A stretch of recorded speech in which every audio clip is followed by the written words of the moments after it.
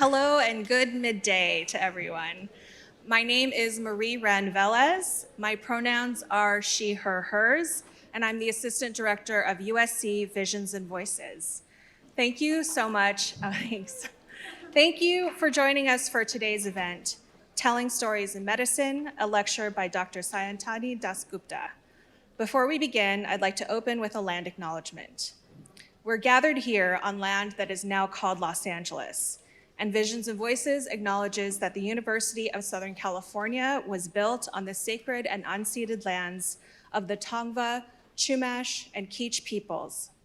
We honor them and all Indigenous people, past, present, and future, and their continued survival and contributions to our society. We also honor the legacy of the African diaspora and recognize that this country would not exist without the free enslaved labor of Black people. We share these acknowledgements to pay respect to the original caretakers of this land, to raise awareness about histories that are too often erased or forgotten, and to affirm our commitment to social change. I encourage everyone to learn more about the land that you're on, its stewards, and how you can listen to and support them. Today, I want to point specifically to the LA Skins Fest, a film festival that provides opportunities and outlets for Native American filmmakers and offers additional programming to encourage them, including monthly workshops for writers, directors, and youth. This year, the LA Skins Fest will continue their partnership with the USC School of Cinematic Arts and Visions and Voices with a series of screenings and discussions beginning tonight with a film called A Winter Love by Rihanna Razi. Thank you. I would now like to hand this off to a member of the wonderful team who have been working very hard to bring this event with Dr. Dasgupta to you today.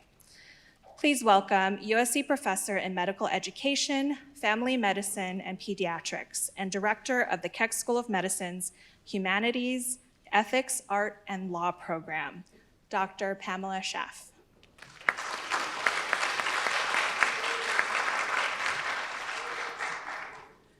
Thank you, Marie. Welcome, everyone.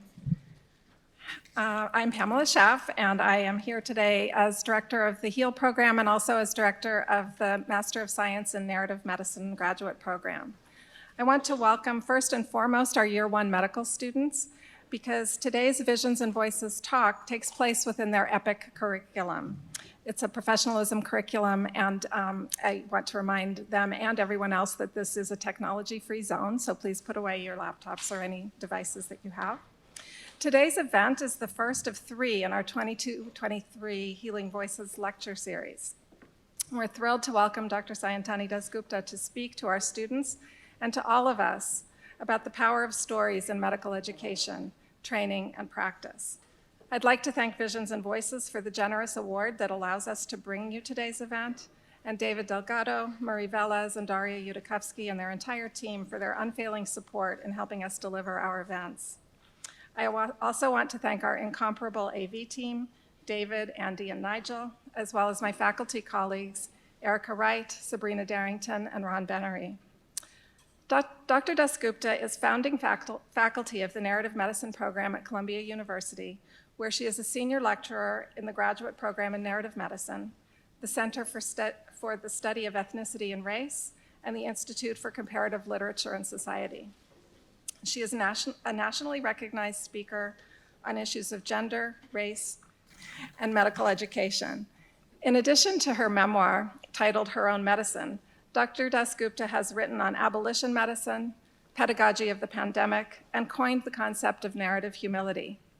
She is co-author of our field's foundational text, The Principles and Practice of Narrative Medicine, and she is a New York Times bestselling author of the critically acclaimed Bengali folktale and string theory-inspired Kiranmala and the Kingdom Beyond book series.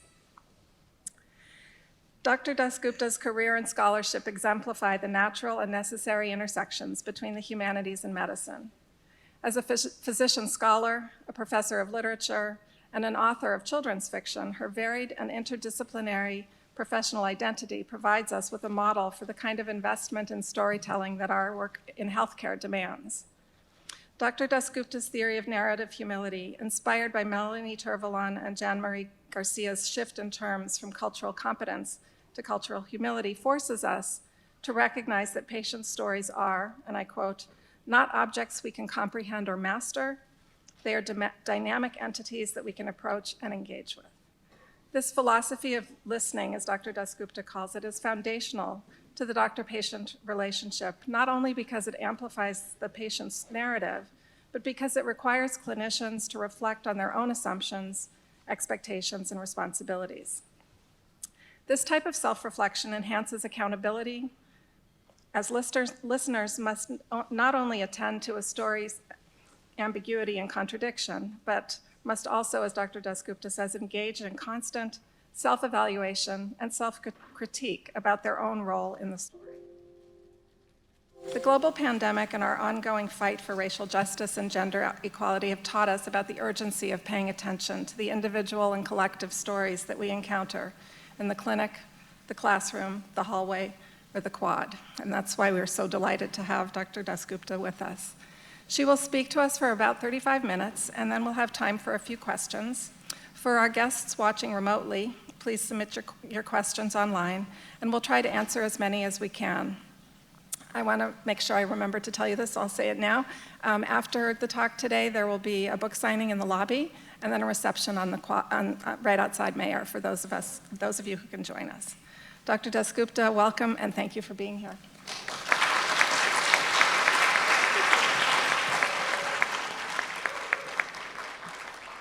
Thank you for that very generous introduction. Thank you so much, Keck School of Medicine, for having me as part of your Healing Voices series. I want to thank Erica Wright, Dr. Schaff, Pamela Schaff, Paige Tonks, the AV team, the entire team, my dear friend Edgar Rivera Colon, Dr. Rivera Colon up here, the entire team who has made my visit possible. So as you heard, I am a pediatrician, a children's novelist, and one of the founders of the graduate program in narrative medicine. Okay, let's see if I can do this. Yay, it worked. All right. And for those of you who are wondering what is narrative medicine, don't be ashamed. Even those of us in the narrative medicine program sometimes have this question. It's the clinical and scholarly discipline honoring and investigating the role of story in the healthcare encounter. As for myself, I tend to be interested in work at the interstices of narrative, health, and social justice, and hence my appointment in the Department of Ethnicity and Race Studies as well. But what I want to do today is focus on two things in my presentation. One is the question of story, and the other is the question of witnessing. So let's begin with the question of story. What are stories and how do they function? How do they function particularly in illness? So to discuss this, I'm going to go to a very serious, very theoretical source. I'm going to go to a text that I actually draw from my other job as a children's writer. Not a text of my own, because as much as I would like to tell you about my Bengali folktale meets string theory series, because, you know, why not? Or my series of Bengali folktale meets Indian Revolution texts, because again, why not? Or my series of contemporary Jane Austen adaptations with multicultural casts, which I am so excited to talk to you all about, but at the reception. I'm actually going to go to a different children's book that a lot of you might have read. Actually, who here read Harold and the Purple Crayon when they were little? Right? Me too. So I'm going to go to this very theoretical text to talk about the role of story. So the story begins like this. One night, after thinking it over for some time, Harold decided to go for a walk in the moonlight. And so begins Crockett Johnson's understated tribute to the magic of imagination. But Harold and the Purple Crayon is more than fairy tale. It's more than mere whimsy. Harold's world is comprised of what? Nothing. But a round-headed boy, his giant crayon, and the blank page, possibility. But then consider, this is the first thing he does. He draws a horizontal line, the horizon, which stretches into infinity. And then, well, he's going for a moonlight walk, so he draws the moon in the sky. And now his world is three-dimensional. And he needed something to walk on, continues the tale. So he made a long, straight path so he wouldn't get lost, and he set off on his walk, taking his big purple crayon with him. And as he walks, he then takes a shortcut, and the moon goes right along with him. But Harold isn't, as it were, all pie in the sky. He's cautious. He draws a forest, but includes just one tree in case he gets lost. And it turns out to be a delicious apple tree. But then, as narratives tend to do, Harold's story surprises even its author. The frightening dragon he draws to guard his delicious apples on his apple tree scares him so much that he backs up, hand shaking, drawing a trembly, wavy line as he goes. And before he knows it, he is over his head in an ocean. But his story provides him what he didn't know he needed, but he needed: a trim little boat to begin his journey home. Right? He quickly set sail, and the moon sailed along with him. So what does this teach us? Stories allow us to give meaning to, and therefore literally create, our worlds. Our own stories may startle us, like Harold's, revealing things we didn't realize were there. But they also usually provide us with what we needed, even though we didn't realize it. The stories we tell of our lives aren't static, but dynamic adventures with lives of their own. They push us to keep going, keep looking for new meanings, keep writing new chapters. All right, so what does this have to do with illness, though? Sociologist Arthur Frank, interestingly, has pointed out that the metaphor of the shipwreck is in fact an extremely common one in the experience of illness.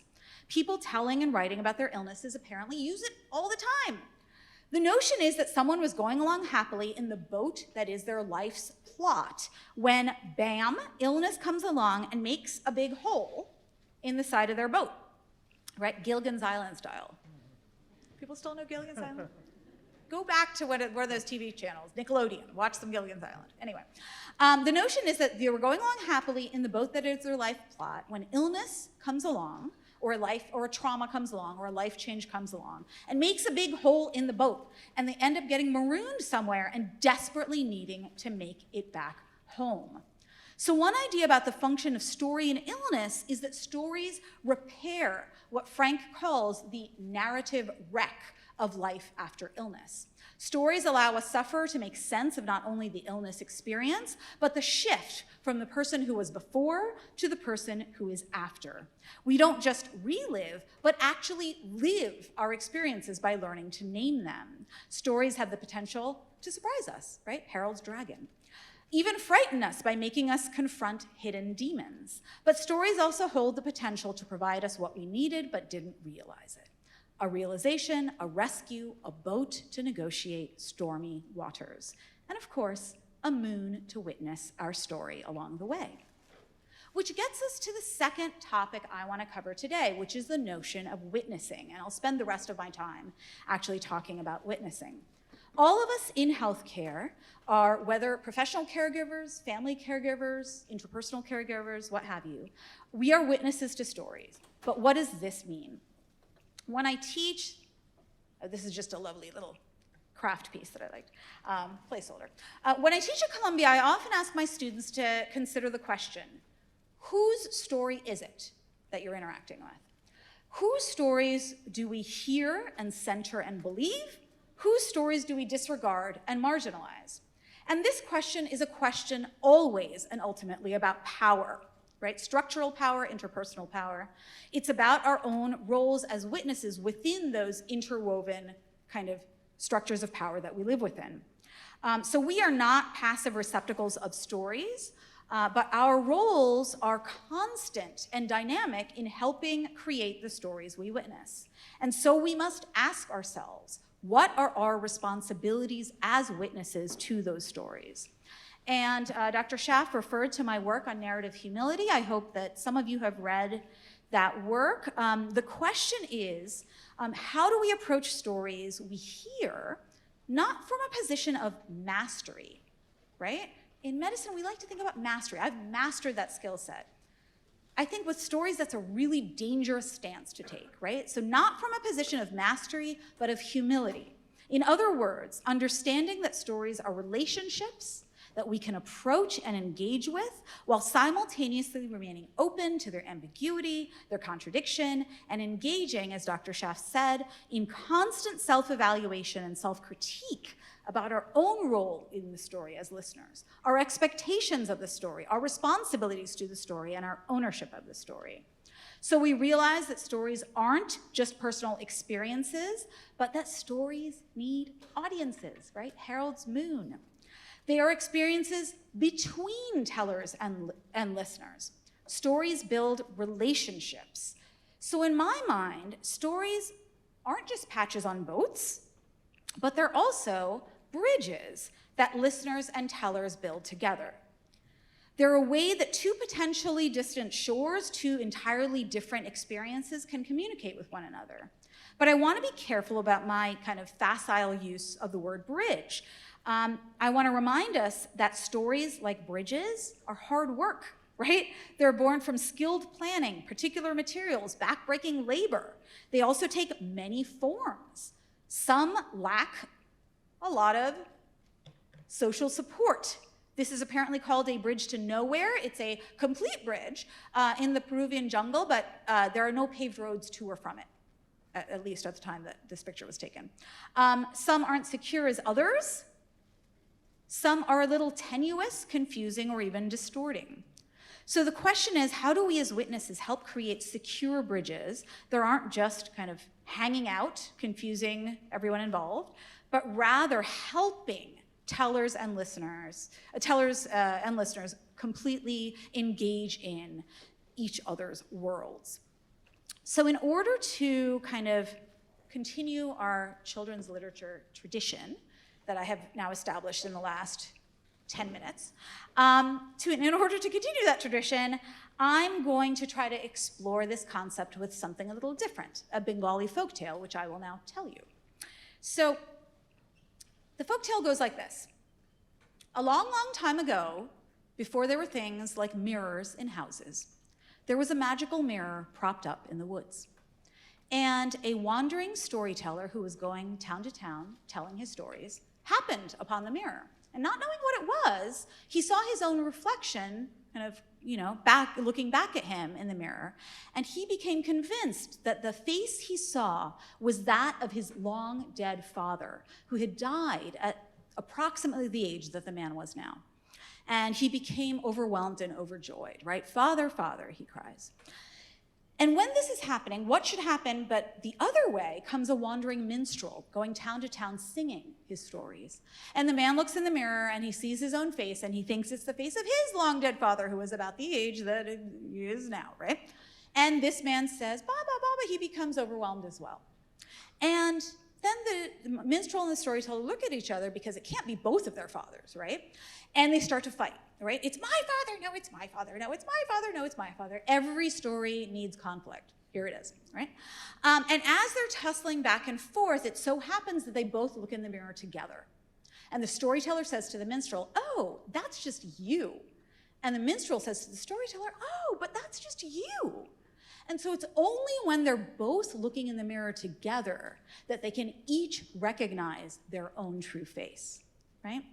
And so I tell this story to evoke something of what Salman Rushdie, who is still recovering from that kind of horrific attack, calls the Sea of Stories in his beautiful children's text, Haroun and the Sea of Stories, right? You can kind of imagine listeners and storytellers looking together into the sea of stories and only able to recognize their own true faces by virtue of that intersubjective act. And this folktale is also a way for me to draw from another favorite field of mine, which is oral history. So just hang in there. Keep the folktale over here on the shelf for a second. I will come back to it. Let me tell you about oral history. Oral history as a subfield of history emerged post-World War II, when Italian and German historians were interested in hearing kind of the people's experiences of Nazism and fascism. Well, those experiences weren't going to be written in the official books written by Nazis and fascists, right? So you're going to have to go to the people, and you're going to have to go to the people who normally aren't heard from. So oral history, which has from its beginning been interested in kind of hearing the stories of striking laborers, right? People at the margins of what was considered kind of centered written history, has from its beginning always been interested in issues of power, right? And it's always been interested in the complications of listening across power and privilege. And so, because of this, I think oral history and oral history theory gives us a way to reframe the sort of listening we do in medicine. Because oral histories are, first and foremost, oh, thank you, somebody advanced the slide when I forgot, not fact-gathering missions, not therapeutic interventions, but invitations to another human being to tell their story and have their story witnessed. So to explore this idea, what I'm going to do is I'm going to play for you an oral story now. The story I'm going to play for you is between a 12-year-old boy called Joshua Littman and his mother, Sarah. It was done as part of an interview the duo did for what they call the National Oral History Project, StoryCorps. My colleagues in oral history get really mad. They take umbrage with StoryCorps being called a National Oral History Project. Something else I'm happy to talk about at the reception. But anybody here actually done StoryCorps or familiar with StoryCorps or listened to StoryCorps stories in their car, right, through NPR? So this was a story done between Joshua and his mother. Joshua has Asperger's syndrome, and actually, strangely enough, this is serendipity. In keeping with today's theme of children's literature, it turns out Sarah and I are actually both YA writers.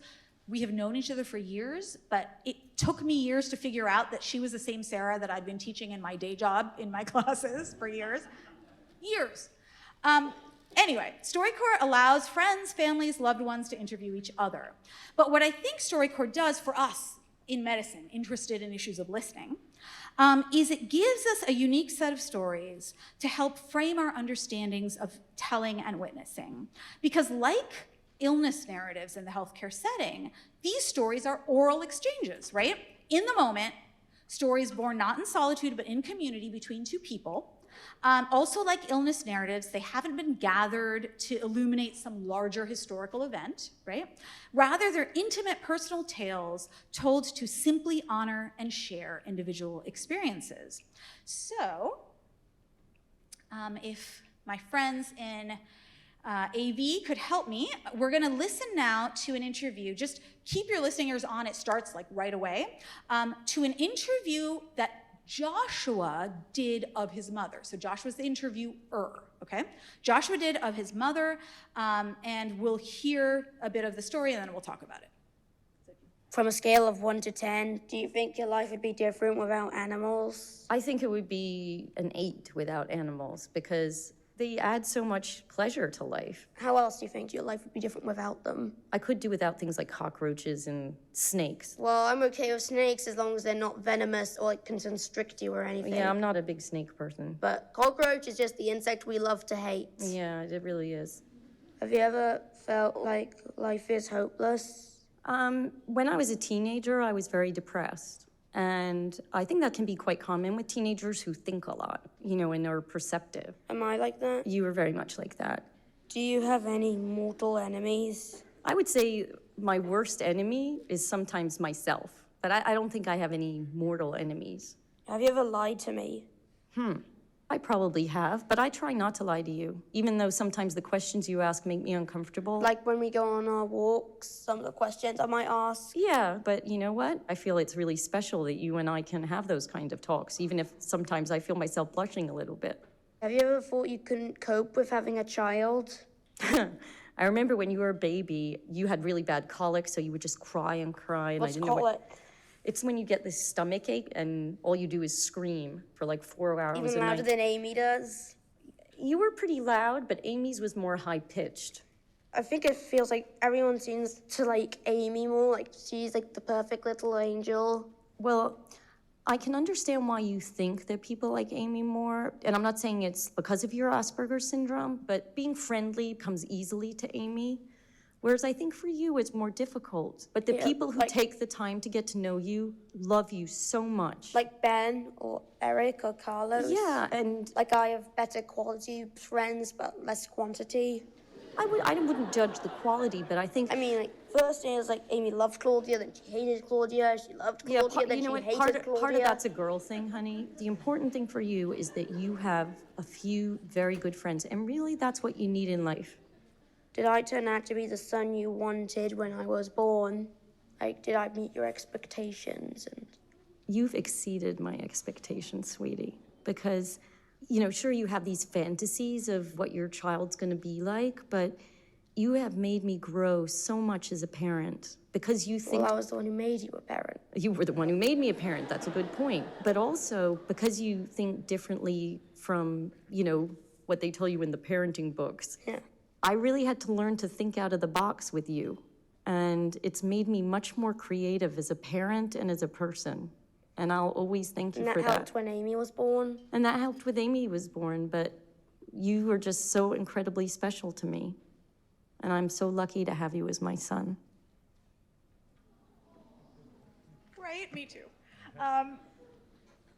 So again, I've heard that story many, many times, and I'm not gonna lie, that's an edited story. It's framed in a certain way. We're not hearing the entirety of the story, but still, I think there are a few kind of lessons to our discussion that we can draw from. And if we had some more time, I would actually maybe invite some of you to give me some thoughts, but I think what I'll do is I'll just pontificate and then invite us to talk about it maybe at the end. So first and foremost, I just want to point out that this is a story that Josh and his mom create together. And it exemplifies the really important point that stories in the medical context are co-created by tellers and listeners. You'll learn as much about the interviewer by virtue of the story, or the questions they ask, as you do about the interviewee, right? Because there were moments in that story, I'm sure, where you forgot who's interviewing who. And you could argue with me, you could say, hey, Sayantani, hey, Dr. Dasgupta, that's because he's 12, that's because it's his mom. That's not the way it works in medicine. You're wrong. It does work that way in medicine. We learn a lot about our professionals and professional and personal identities, priorities, kind of values, by virtue of how we ask questions and what we ask in medicine. It's inevitable, right? You also feel the two of them kind of guiding the conversation together. And again, you know, you could say to me, you remember that moment where he's about to go off on like an Amy tangent again? And he's like, but, and she's like, no, but the people who love you really, you know, really care for you or whatever. And she redirects him. And you could say to me, but that's because it's his mom. You know, that's because whatever. You'll be wrong. Interviewees will do that to you every day of the week, right? They're gonna steer the conversation. You won't realize it.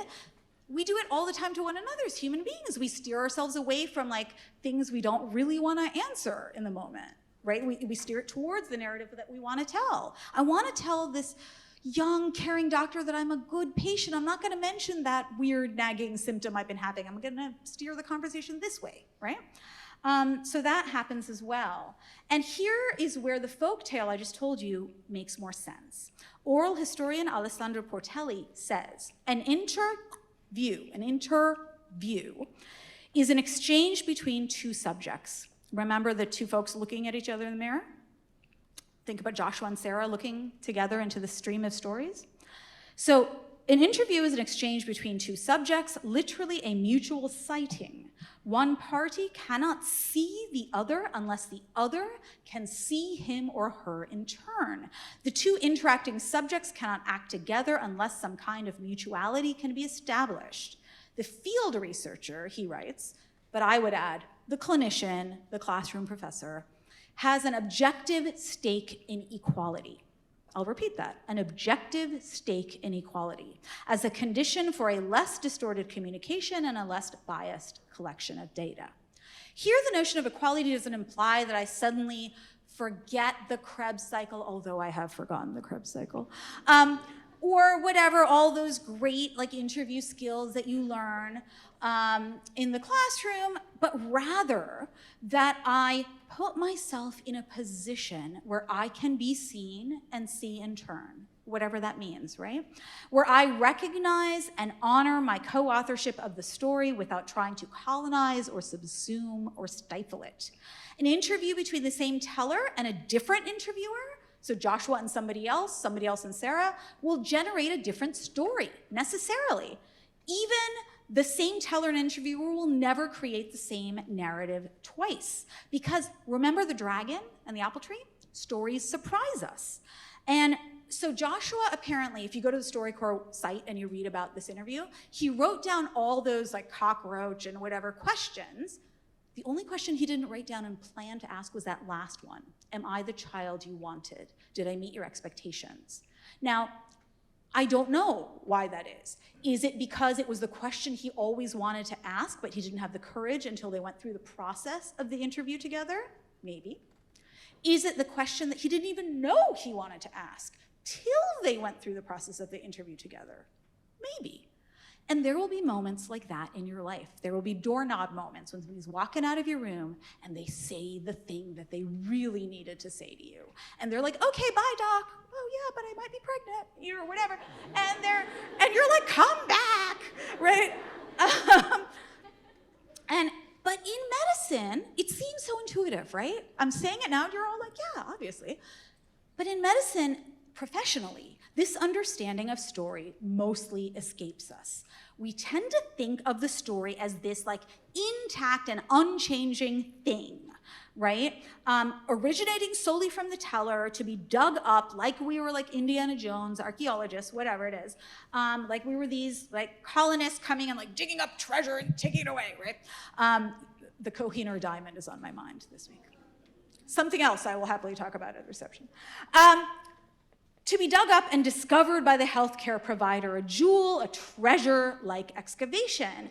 And I'm sure that any of the practicing clinicians in the audience can corroborate this, but when I was in medical school, it seemed inevitable that after morning rounds, I or one of my colleagues would be like sweaty and like up all night and having, taken this patient history, and the attending physician would waltz into the room and get a totally different history, right? Mr. Jones is a 75-year-old man complaining of pain in his left toe, I might say. My boss goes into the room and it's like not in his left toe, it's his right ear. He's not 75, he's 78. Like his name isn't even Mr. Jones if I'm having a really bad day. And this discrepancy, right? Who here can confirm that this happens all the time? Right? All the time. And this discrepancy, usually, if you think of the story as a fixed and unchanging thing, it's blamed on the junior physician's inferior skills. You couldn't get the right story. Oh, the baby medical student got it wrong, whatever. If we operate on the assumption that there's one story, a correct story, then the discrepancies are going to get dumped on the least powerful person's feet, right? But what if Mr. Jones said he was 75, but you wrote down 78 because that's how old your beloved grandpa is? What if he couldn't manage to say 78, he said 75 because 78 just seemed too old in the face of like this young, person in the room asking them the story? There are many reasons that you could have gotten that mixed, right? But there is perhaps one worse alternative, and I'm just here coming to the end, about 5-7 minutes, to blaming the student, that is blaming the patient, right? Because even worse than, oh, the medical student got it wrong again, is, oh, that person is a bad historian, so we're gonna stop listening to them.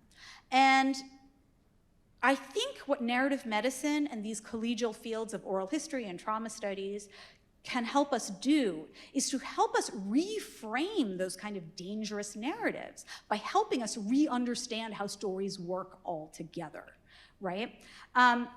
So, illness stories are not depositories or, these unchanging depositories of truth or verifiable facts, but relationship-making events and meaning-making processes in and of themselves.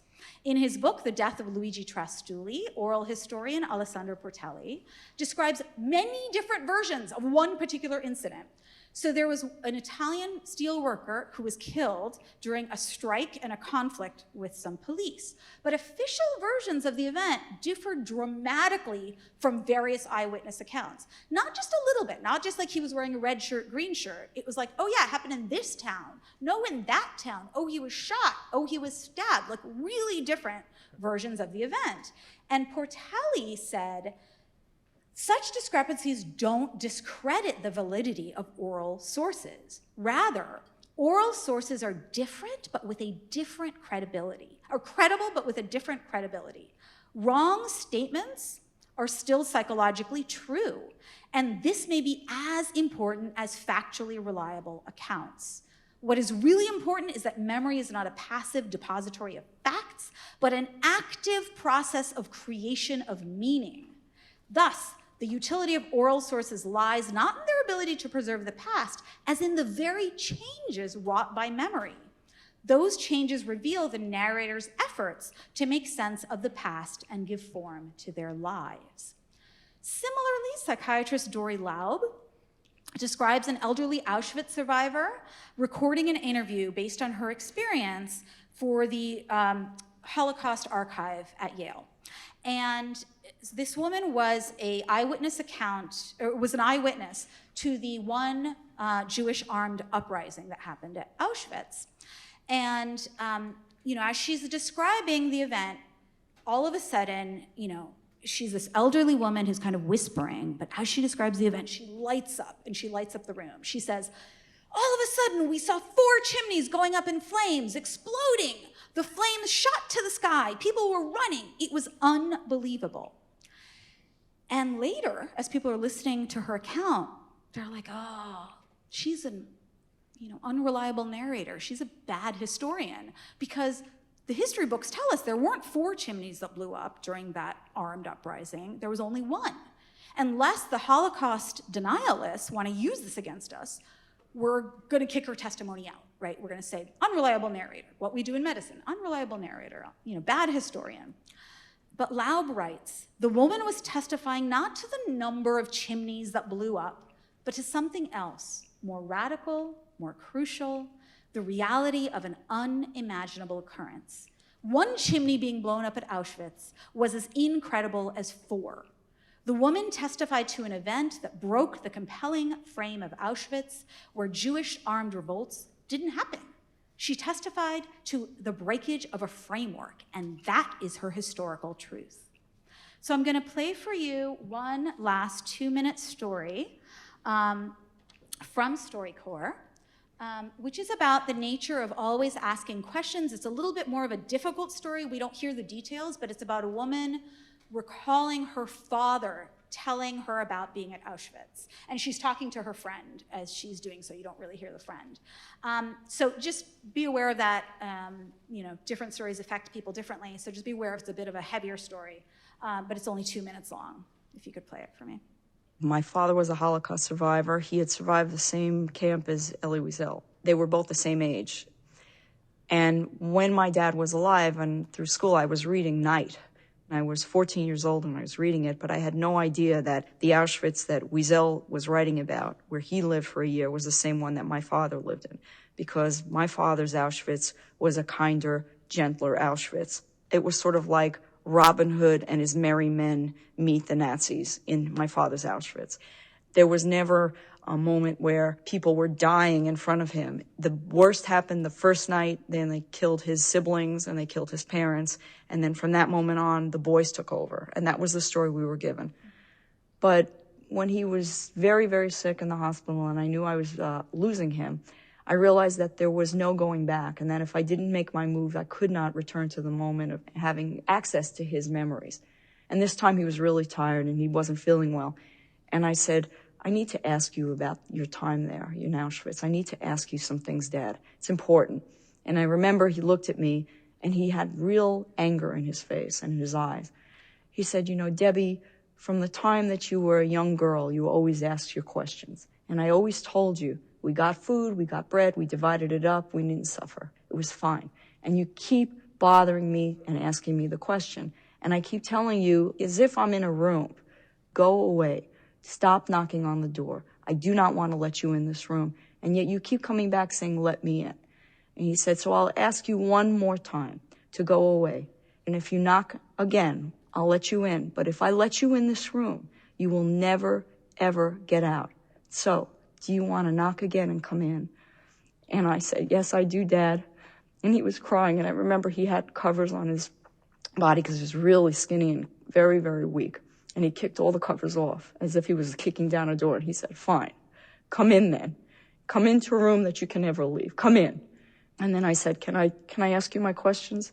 He said, you're in the room, you can ask anything. And I asked him everything that I ever wanted to ask.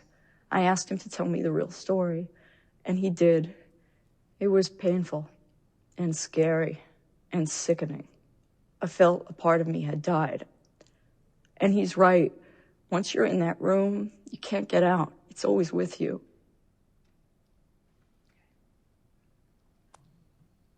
So I think what Debbie's story does is tell us about the nature of entering into rooms of suffering, right? It is an honor, it is a privilege. We can talk about this act of like knocking when somebody doesn't want you to come in. I think it's different because she's his daughter, but we can act about we can talk in the Q&A about when you back off and when you keep knocking. I just want to tweak Debbie's metaphor of the house though. She says that she entered kind of this room of his story.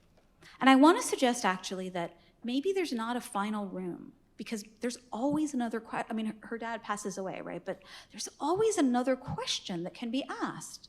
Oral history theory teaches us that. There's always another room that can be entered. And so maybe she didn't just enter the final room. Like maybe there was like an attic off to the right that her dad didn't even remember, and then a basement that he didn't want her to enter still, right? So oral historians tell us that stories never end. There is never one final authoritative story because more questions can always be asked, more stories told. Oral histories continue infinitely. And this counters the totalizing nature of medicine, the need to identify everything under medicine, and in doing so, bring closure and impose definition upon the other. This can also be understood through Bakhtin's notion of monologic discourse in ethics or empirical research, which claims to utter the last word about the person who is its subject. So maybe illness stories aren't rooms, but rooms that lead to rooms that lead to rooms. And in the words of Arthur Frank, remember the boat metaphor from the beginning?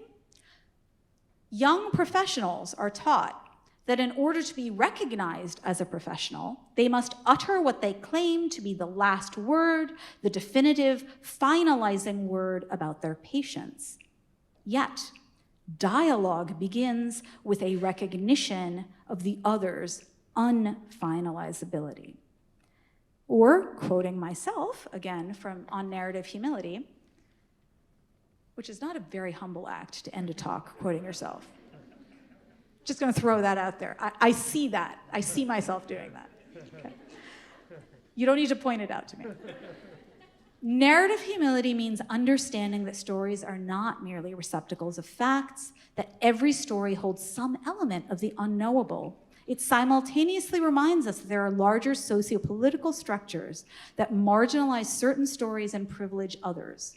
Narrative humility suggests an inward orientation, requiring not only that we learn about others, but that we learn about ourselves, our own past cadre of life stories that has built our prejudices and our preferences, and how by the very act of listening, we ourselves are always changed into different and I hope better kinds of listeners. So that's all I got for you. Thank you so much.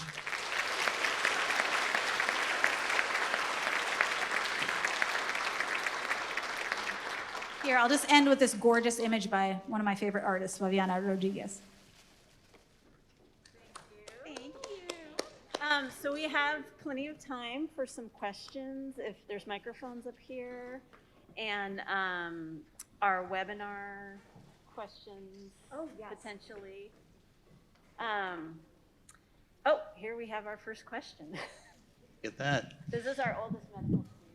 I am PG, whatever it is, 45 or something, I forget. Thank you for that great talk. Really enjoyed it. One of the things that we do when we teach about clinical reasoning, I think, is that we encourage the editing of the story. And I wondered if you could just comment on that. Is it just for communication or efficiency, or are we losing something in that process? I mean, I feel like you have a thought on that. What is your thought?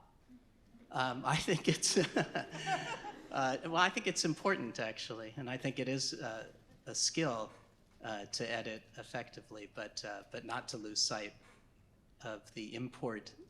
So it may lead you to a treatment option, let's say, but it Or a better ability to communicate with a colleague about that story. Okay. precisely, but you would still attend to other issues that emerge in the story that may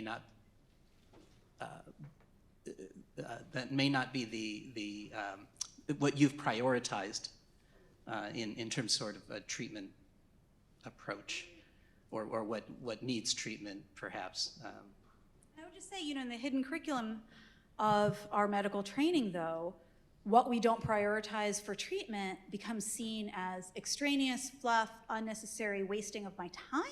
And I think that that's the danger, right?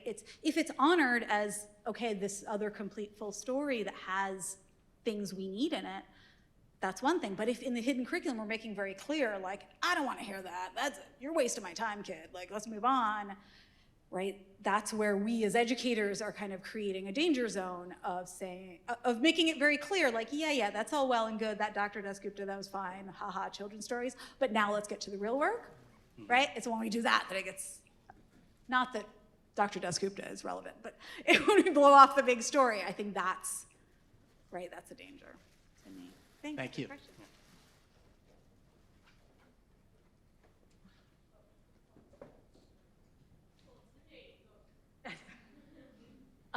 Hi, my name is Hannah. I'm a first year.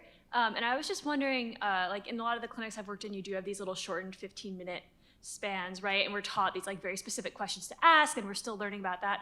But how do you sort of reconcile like getting a full narrative and honoring someone's life? I mean, even in some of our word encounters so far, there's like, you feel someone's need to redirect sometimes, someone's like going over there and you're like, okay, but like back to what happened.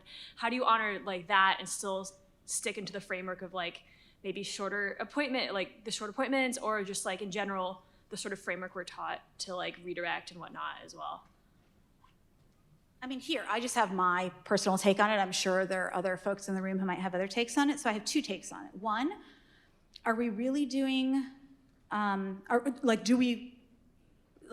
it really the end all and be all the 15-minute appointment? Because that's a policy question. Maybe we need to change that policy.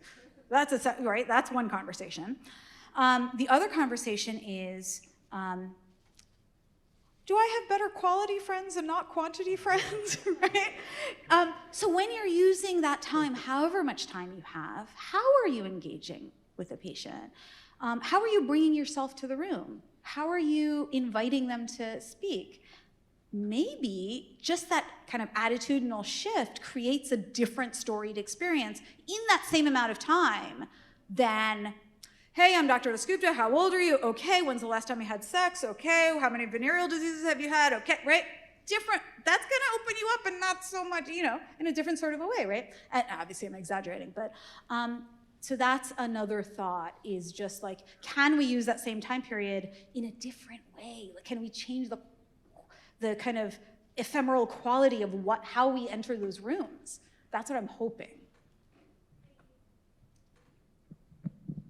We have a question online. How can we avoid this danger zone? Are there tactics you know of that can spread this awareness?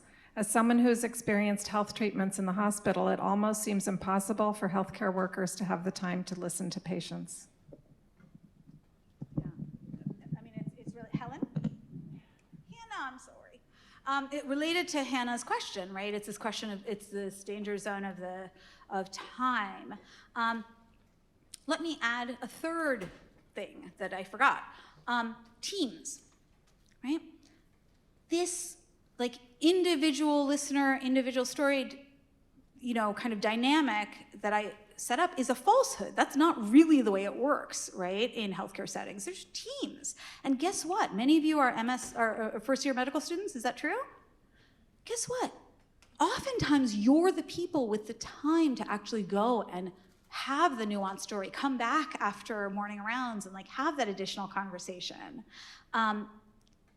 The first year, second year, third year medical student, like whoever it is who's there, is the one who actually often has the time to do that work. And that's really important work. And again, in the hidden curriculum, if we're like, that's not important, we're doing you a disservice and we're doing the patient a disservice. In the healthcare team, if we incorporate all those people and all the amounts of time they have and all their abilities to approach the story, maybe then as a team, we can kind of think about stories differently and interact with stories differently. So just a third thought to this question over here.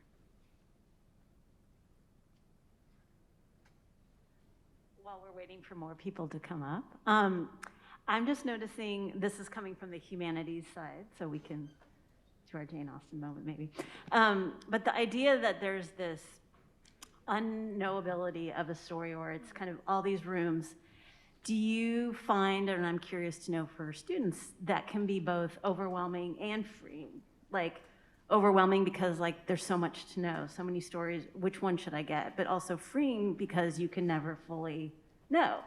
So how do you, I guess that seems like part of the way to work in that understanding of like what your responsibility is and how do you have time to do that?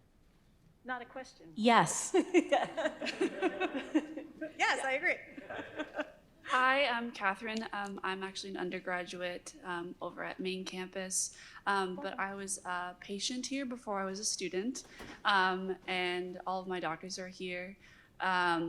So one of my questions is, I was in Dr. Wright's class, narrative medicine, intro to narrative medicine, and we read some of your work, and as a patient, I was like, oh my God, someone has actually put scholarly language towards what I feel as a patient when a doctor puts down their clipboard, gives me eye contact, listens, and so much more is found in that connection in terms of building a relationship and ultimately finding a treatment that works best for me, that it made no sense why this isn't in every medical school in the country. Because as a patient, this feels like the most important thing you need to learn in medical school, next to like how how the body works. But to me as a patient, I'm like, why is this not? And I'm curious what your take is. Why is this not taught more widely in medical school? Because as a patient, it seems like that's our priority, is being able to be listened to by doctors, which ultimately leads to better health outcomes. So I'm just curious what your thoughts are. So all of that, right? All of that, which was just said, I'll often try to make the case for narrative medicine, and my longer kind of elevator pitch is like, we would never graduate somebody who like kind of knew their physiology or like was okay at pharmacology. Like, how can we possibly graduate somebody who doesn't know the first thing about stories, or like assume it's somehow magical? Like, that student is good at it, but that student isn't, and that's just somehow like the way it's gonna be. Like, so if we can teach, somebody off the street in a humanities class how to closely read a text, right? Pay attention to nuance and plot, and you can teach story in medical settings, as we're trying to do. And I think it's happening much more and more. Maybe it's called narrative medicine, maybe it's called health humanities, it might be called different things in different spaces. But I think the work is happening slowly. And I think the approach we have to take is like, again, we would never be like, yeah, that guy's kind of okay at pharmacology. Like, it's absurd. Like, we would never do that. We similarly have to apply the same rigor to kind of narrative skills for folks in healthcare, and not just doctors, all the folks in healthcare. Right? Thank you for your comment. Yeah. Hi, my name is Trisha. I'm also an undergraduate student. I also was in Dr. Wright's class. Hey. So I really admire all of your work and all the different dimensions you take in medicine, the storytelling, the practicing. I think it's amazing. I'm really curious, though, as your career has evolved over the years, what have you found useful to you in terms of putting down your stories, putting down the patient stories that you're absorbing and internally reflecting upon, and how do you take care of that? Yeah. How do you take care of yourself, even as you're entering this room? Is that your question? Take care of yourself, taking care of your stories too, being also a person. Yeah. I think that's a really important aspect of it is self-care by kind of knowing what you need and what stories are going to maybe be difficult for you. Self-care in community by being, really actively a part of the broader community, if that's the medical community, if that's the health, whatever it is, and making sure that we are taking care of each other in community with one another, I think is really, really important in this kind of work. And I will tell my students, like, the community is all in the classroom, like we are here to take care of one another in this work. And I think that's also the politics of it, is also like, how do we organize ourselves in community? Who do we consider our communities? Is our community of care only within the walls of the school? Is it only people with white coats? Like, how do we kind of establish different communities of care in this work? But yeah, I think this question is a really important one, because as we heard at the end, entering rooms of stories, right, is a fraught experience often. And we can't, and I think that assuming that it's not is what leads to burnout, and it leads to, folks leaving the profession. We got to take care of ourselves. We got to take care of folks coming up. And we have to define who our communities are and actively take care of them and allow them to take care of us. So thank you for that beautiful question. Thank you. Time for one more question. Hi, I'm Nicole. I'm a first-year medical student. I was just wondering, you probably experience it a lot working with kids and parents, but how do you navigate when you have multiple stories and multiple narratives that might not align? Something I love to teach on, because that's the reality. That's all of us coming out of this room are going to have different experience of what happened in this room, right? Do you know the film Rashomon, the Kurosawa film, right? An incident happens, all the characters have entirely different experiences of it. It's an Alessandro Portelli thing. That's exactly the understanding of story. I think it's the messier understanding. It's the more uncomfortable understanding. I don't know if y'all have heard the expression, a pedagogy of discomfort, but it's that's the uncomfortable reality of stories that actually will teach us what we need to know. The key is saying, okay, well, what do we do next when there are these contradictory, different stories? Do we sit as King Solomon, who presides and says, well, your story was right and your story was wrong, and therefore you're the bad historian? Do we do that? Do we negotiate in community and say, hey, let's have a family meeting. We kind of heard this, we also heard this. Can we talk about what maybe something else in the middle, what happened? So I think the question is, if we have a more nuanced understanding of story in medicine, then we can take different sorts of actions, right? If we assume there's only one right story, then we're going to say, that person was right, that person was wrong, that person's a bad historian, whatever. If we know that that's just the way stories work, then maybe we can come up with different subsequent steps, right? Subsequent decisions down the pike. So, yeah, thanks. Well, I think we're out of time. Thank you so much for an amazing presentation.